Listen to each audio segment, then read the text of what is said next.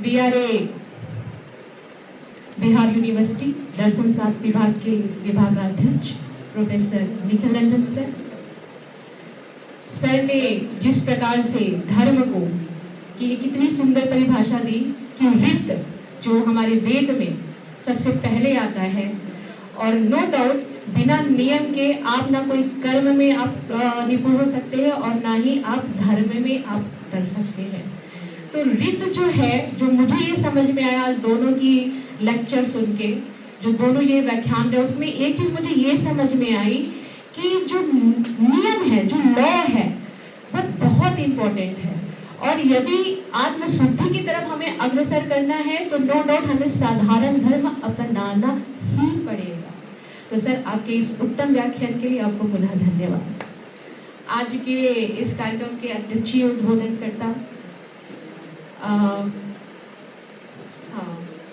हमारे पूर्व अध्यक्ष एलएस कॉलेज के और वर्तमान में सर आप inspector of arts BRABU Bihar university के प्रोफेसर राजीव कुमार सर आप यहाँ पर आए और आपने तुरंत हमारा ये, क्योंकि अध्यक्षीय उद्बोधन मैम को करना था और उनको चूंकि किसी कार्य की वजह से जाना पड़ा, उन्होंने आपने ये स्वीकार किया।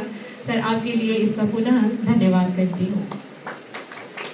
सबसे इम्पोर्टेंट कि ये जो हमारी व्याख्यान माला चल रही है, इसमें जो सबसे महत्वपूर्ण योगदान है वो जैन तातेड़ ट्रस्ट का है, जो जोधपुर का है। इन्होंने ये सेवा दी और उनके माध्यम से हम ये कर रहे हैं, तो इसलिए उस संस्था को भी महाविद्यालय की तरफ से, दर्शन शास्त्र विभाग की तरफ से हार्दिक धन्यवाद ज्ञापित करती हूँ।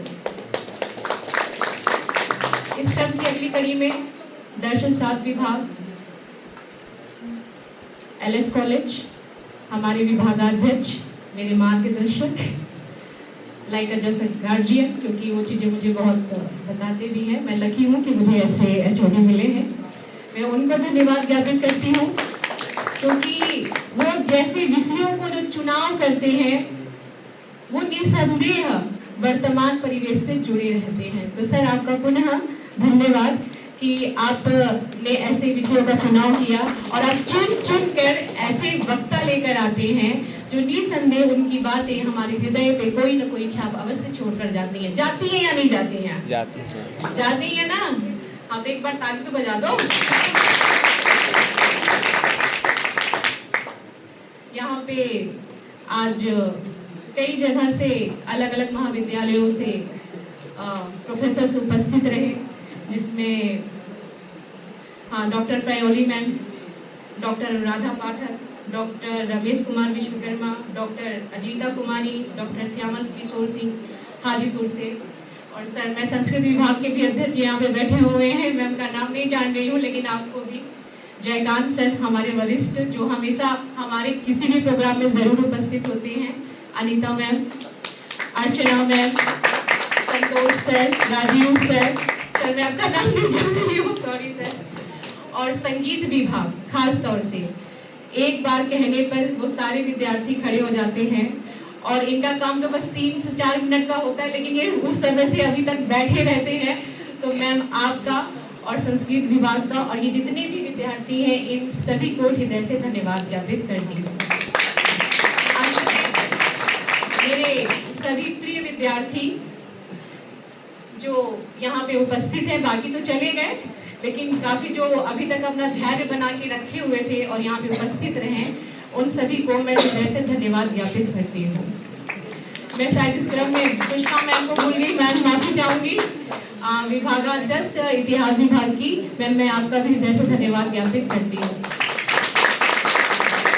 और अंत में मैं उनको कहना चाहूंगी जो इस पूरी व्यवस्था में सुबह से लेके, मतलब कार्यक्रम के शुरुआत के पूर्व से लेके के अंत तक बने रहते हैं, जो हमारे कर्मचारी हैं, मैं उनका भी धन्यवाद करती हूँ, जिसमें रोशन है और क्या कहते हैं, प्रकाश है, नाजिया है। मैं इन सभी को हृदय से धन्यवाद ज्ञापित करती हूँ।